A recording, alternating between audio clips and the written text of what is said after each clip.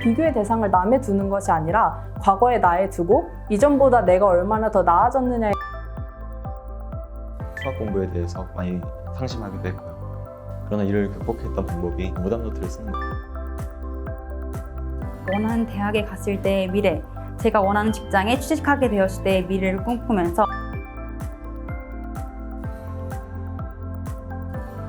1학년 때부터 정시를 꿈꾸던 학생이어도 수시 원서를 쓰게 되는 경우가 많기 때문에 내신 공부가 절대 개인에게 있어서 손해는 아닐 거라는 생각을 합니다.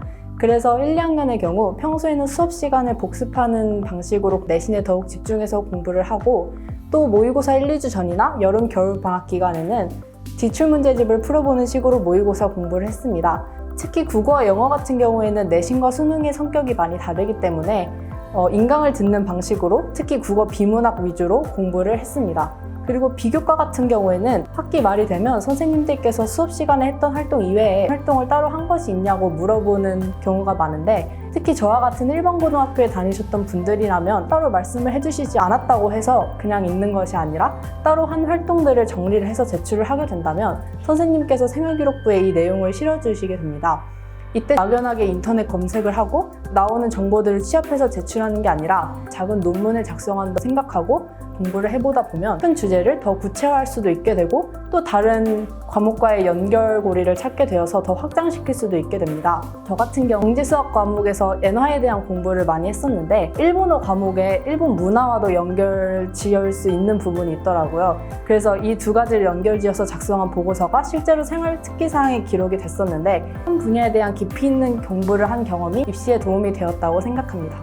내신 준비를 하면서 저는 멘토멘티라는 제가 선생님이 되어서 멘티 친구에게 가르쳐주는 방식으로 활용했습니다. 지구과학 공부를 하면서 이 방법을 많이 활용했었는데요. 선생님이 말씀해주신 내용을 먼저 제 교과서에 다 정리를 하고 교과서를 5번에서 6번 읽으면서 선생님 중요하게 생각하시겠구나 싶은 것들을 형광펜에 치고 떠오르는 부분들을 포스트잇으로 정리하면서 마치 이 교과서를 가지고 시험 문제를 낼 수 있을 정도로 준비를 했습니다. 그리고 준비한 그 교과서를 가지고 친구에게 시험 전날 알려주면서 내용들을 체계적으로 정리했습니다. 그렇다 보니 실제 시험 문제를 풀 때 그 문제가 그대로 시험 문제에 반영되는 경우가 많았습니다. 그리고 생기부를 준비함에 있어서 가장 중요한 것은 깨부리지 않고 최선을 다해서 하는 것이라고 생각합니다. 면접이나 자소서에서 그 내용들을 인용할 때 실제로 자신이 한 것이 아니라면 구체적인 예시를 들 수도 없고 구체적으로 풀어나가기가 매우 힘듭니다. 그렇기 때문에 처음부터 준비할 때 화려한 것이 아니라 자기가 직접 하는 것에 포커스를 두고 진행하면 더 좋을 것 같습니다. 3학년 1학기 말이 되면 기말고사 준비나 모의고사 준비뿐만이 아니라 생활기록부 관리도 해야 하고 자기소개서도 작성해야 하고 이것들을 한 번에 다 하려고 하니까 하루에 세운 계획의 양이 너무 많아지고 또 이걸 지키는 데 있어서 큰 부담감을 느꼈었습니다. 그래서 정말 중요한 제출 일정들만 잡아놓고 나머지 시간에는 정말 그때그때 자신이 하고 싶은 일을 하는 방식으로 하루하루를 보냈었는데요. 그래서 실제로 하루 종일 아무것도 하지 않은 날도 있었고 또 3일 연속으로 같은 과목만 공부한 날도 있었지만 이렇게 시간이 지나다 보니까 다른 과목을 공부해야 하는 필요성을 느낀다거나 혹은 하고 싶다는 생각이 들거나 하면서 그 슬럼프가 주는 무기력함에서 어느 정도 벗어날 수 있었습니다. 10월 모의고사를 보고 21번, 29번, 30번을 맞추고 14번, 27번 틀렸을 때 슬럼프가 왔습니다. 정말 열심히 했다고 생각했는데 왜 계속 실수가 나는 거지에 대한 고민을 계속했고 어떻게 하면 고칠 수 있을까에 대해 도저히 답이 떠오르지 않아서 수학 공부에 대해서 많이 상심하기도 했고요. 그러나 이를 극복했던 방법이 오답 노트를 쓰는 것이었습니다. 조진우 선생님과 수능 전에 제 마음속에 있는 것들을 털어내면서 고등학교 1학년 때 하던 오답 노트가 생각이 났습니다. 제가 했던 실수들을 적어놓고 이런 실수 안 하려면 어떻게 해야 되는지를 적어놓고 나니 수능에서는 2점, 3점, 쉬운 4점 문제는 틀리지 않고 수능을 맞출 수 있게 되었습니다. 아무리 열심히 해도 제 성적이 오르지 않을 때 스스로에 대한 무능력함을 많이 느꼈습니다. 그러나 저는 제가 원하는 대학에 갔을 때의 미래, 제가 원하는 직장에 취직하게 되었을 때의 미래를 꿈꾸면서 끊임없이 긍정적인 모습들을 많이 이미지 메이킹하였습니다. 덕분에 그런 슬럼프들을 극복할 수 있었다고 생각합니다. 저 같은 경우에는 1, 2학년 동안 친구들과 함께 야간 자율학습을 하면서 공부해온 게 습관에 남아있었기 때문에 이 코로나 시기에 맞춰서 혼자서 공부를 해야 하는 데 큰 버거움이 있었습니다. 그러나 학교에서 비대면 방식으로 진행할 때 줌과 같은 화상통화를 이용해서 수업을 진행했던 것처럼 저 역시도 혼자 따로 공부를 할 때 친구들을 모아서 일종의 스터디 그룹을 만든 후에 그 비대면 프로그램 등을 이용해서 친구들과 함께 소통하거나 혹은 서로를 감시해주면서 공부를 했던 것이 큰 도움이 되지 않았나 하고 생각합니다.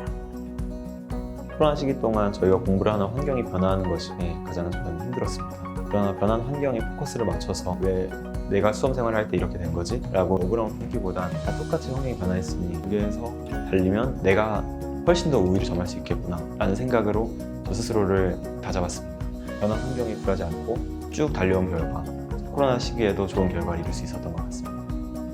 코로나 시기의 어려움이 저한테만 있는 특별한 것이 아니라 모두한테 있는 일반적인 것이라고 생각을 하고 코로나 상황이 평소에 제가 공부하던 때와 다르지 않다는 걸 가정으로 공부를 열심히 해나갈 수 있었던 것 같습니다. 대학교에 가기 전 고등학교의 3년 동안 정말 많은 비교를 하게 되는데 일상생활 속에서 얼마나 공부 시간의 차이가 있는지부터 내 생활기록부 장수 혹은 내 내신 점수의 소수점 단위까지 남들과 비교를 하고 또 그게 입시 시즌이 되면 인터넷에 올라와 있는 불특정 다수들과도 자신을 비교를 하게 됩니다. 그러나 이렇게 비교의 대상을 남에 두는 것이 아니라 과거의 나에 두고 이전보다 내가 얼마나 더 나아졌느냐에 집중을 하면서 자존감을 지키는 게 수험생활 동안 가장 중요한 게 아닐까 하는 생각이 듭니다. 끝으로 꼭 좋은 결과가 있길 응원하겠습니다. 후배들을 만나면 끝날 때까지 끝난 게 아니니까 포기하지도 말고 자만하지도 말라는 얘기를 꼭 해줍니다. 모의고사를 볼 때마다 친구들 중에는 내가 이번에 모의고사 잘 봤으니까 수능 잘 보겠구나 생각하는 친구들이 있고 이번에 모의고사를 못 봤으니까 수능에서도 못 보겠구나 좌절하는 친구들이 있습니다. 포기하지도 말고 자만하지도 말고 끝까지 가다 보면 결국엔 결실이 있을 거라고 생각합니다.